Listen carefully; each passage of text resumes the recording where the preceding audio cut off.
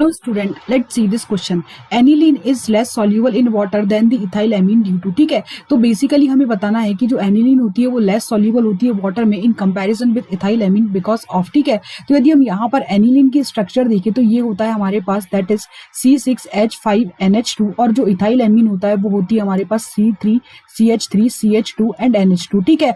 तो यहाँ पर जो मेन रीजन होता है सॉल्युबिलिटी का वो ये होता है कि यहाँ पर ये जो हाइड्रोफोबिक चेन है दैट इज C6H5, यहाँ पर ये मोर हाइड्रोफोबिक है नेचर में in comparison with this C2H5 group. और जितना ज्यादा हाइड्रोफोबिक नेचर होगा वो जो वाटर में जो सॉल्युबिलिटी होगी उस कंपाउंड की क्या होगी उतनी ही कम होगी, ठीक है।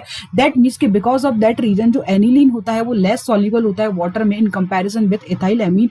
तो इसीलिए यहाँ पर जो हमारा करेक्ट ऑप्शन हो जाएगा that will be option number 3 कि more hydrophobic nature of C6H5 group then the C2H5 group, ठीक है।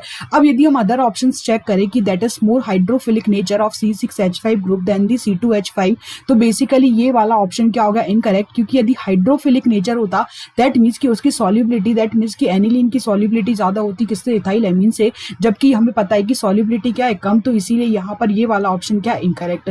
यदि हम बात करें यहाँ पर प्लस एम इफेक्ट की, तो प्लस एम इफेक्ट बेसिकली यहाँ पर जो इफेक्ट शो करता है बेसिकली यहाँ पर बेसिकली प्लस एम इफेक्ट हमारे पास हमें पता है कि ये क्या होता है NH2 ग्रुप क्या होता है एक्टिवेटिंग ग्रुप, और ये क्या शो करता है that is plus M effect, और बेसिकली यहाँ पर इसका सॉल्युबिलिटी से कोई रिलेशन नहीं होता, ठीक है।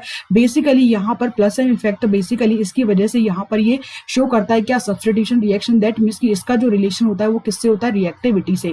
अब यदि हम बात करें प्लेनर स्ट्रक्चर का, तो प्लेनर स्ट्रक्चर का भी सॉल्युबिलिटी से कोई रिलेशन नहीं है। तो जो यहाँ पर जो बेसिक रीजन है वो इसका ये है कि जो C6H5 ग्रुप है वो मोर हाइड्रोफोबिक है, जिसकी वजह से यहाँ पर इसकी सॉल्युबिलिटी क्या होती है कम। तो यहाँ पर इसीलिए जो करेक्ट ऑप्शन है that will B only option number 3।